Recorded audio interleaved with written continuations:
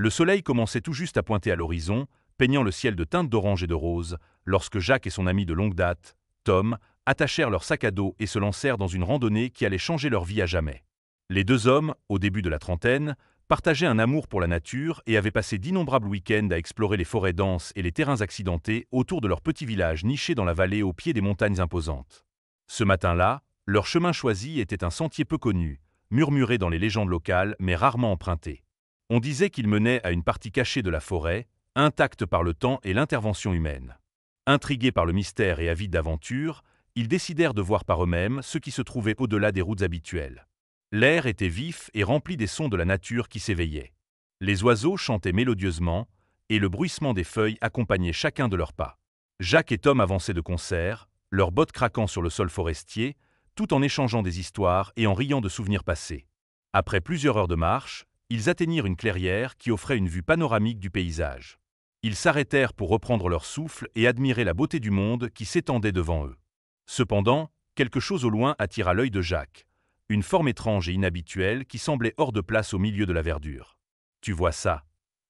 Jacques pointa l'anomalie, son front plissé de confusion. Tom plissa les yeux, suivant le doigt de Jacques jusqu'à ce qu'il aperçoive lui aussi l'étrangeté. C'était une énorme indentation rectangulaire sur le flanc de la montagne, si parfaitement formée qu'elle ne pouvait pas être naturelle. La curiosité les emporta, et ils décidèrent d'enquêter. La marche jusqu'au site fut difficile, avec une broussaille épaisse et un terrain inégal rendant la progression lente. Mais le mystère du trou les attirait comme un aimant. Lorsqu'ils atteignirent enfin le site, ils restèrent silencieux, émerveillés par la taille impressionnante du trou. Il était immense, ses parois parfaitement lisses et droites, plongeant profondément dans le cœur de la montagne. Les bords étaient nets et précis, suggérant le travail de machine et non de la nature. Jacques sortit son téléphone et prit plusieurs photos, son esprit bouillonnant de questions. Qu'est-ce qui a pu faire ça? Et pourquoi est-ce là? Tom secoua la tête, tout aussi perplexe. Quoi que ce soit, ce n'est pas récent. Regarde la végétation qui pousse autour des bords. Cette chose est là depuis un moment. Ils passèrent l'heure suivante à examiner le site, notant l'absence de tout équipement ou reste de chantier. C'était comme si le trou avait été creusé puis complètement abandonné, sans explication.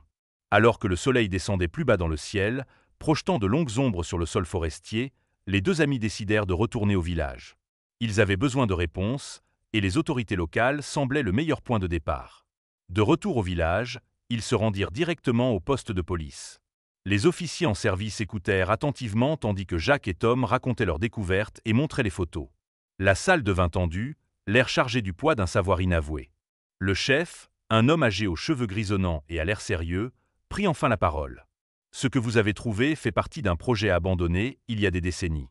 C'était censé être la fondation d'un grand bâtiment, peut-être même d'un centre de recherche. Mais le financement s'est tari, et le projet a été abandonné avant d'être terminé. Pourquoi ne savions-nous pas cela? Demanda Tom, stupéfait. Sûrement quelque chose d'une telle ampleur serait de notoriété publique? Le chef soupira, s'adossant à sa chaise. Il y avait beaucoup de secrets autour du projet. Les détails n'ont jamais été rendus publics, et avec le temps, il a été oublié, enterré sous des couches de bureaucratie et la reprise naturelle par la forêt. Même nous, dans la police, n'avons que des archives fragmentaires à ce sujet. Jacques et Tom échangèrent des regards, leurs esprits bouillonnant d'un mélange de stupeur et de malaise. Ils étaient tombés sur un morceau d'histoire, un chapitre caché du passé de leur village, presque complètement effacé de la mémoire collective. À quoi était censé servir le bâtiment? Pressa Jacques, sa curiosité loin d'être assouvie. Le chef hésita avant de répondre, sa voix tombant presque au chuchotement. Il y avait des rumeurs. Certains disaient que c'était censé être un centre de recherche scientifique, d'autres croyaient que c'était quelque chose de plus sinistre. Personne ne sait vraiment. L'ambiguïté des paroles du chef ne fit qu'alimenter leur intrigue. Jacques et Tom quittèrent le poste avec plus de questions que de réponses, leur découverte enveloppée dans un mystère plus profond qu'ils ne l'avaient imaginé. Alors qu'ils retournaient à la maison de Jacques, la lune haute dans le ciel, ils firent un pacte.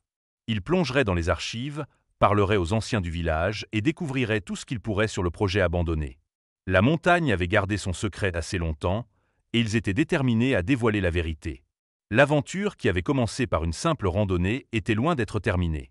Ils ne savaient pas encore que le voyage à venir les mènerait au cœur même du secret de la montagne, révélant des vérités qui changeraient à jamais leur compréhension du monde. Le lendemain matin, Jacques et Tom se retrouvèrent à la bibliothèque du village, un vieux bâtiment branlant qui se dressait depuis plus d'un siècle. La bibliothécaire, Madame Whittaker, était une femme vive d'une 60aine d'années qui connaissait chaque livre et document par cœur.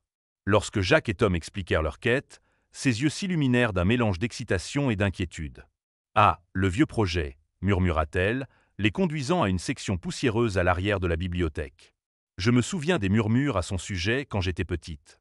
Mais la plupart des dossiers ont été scellés ou détruits.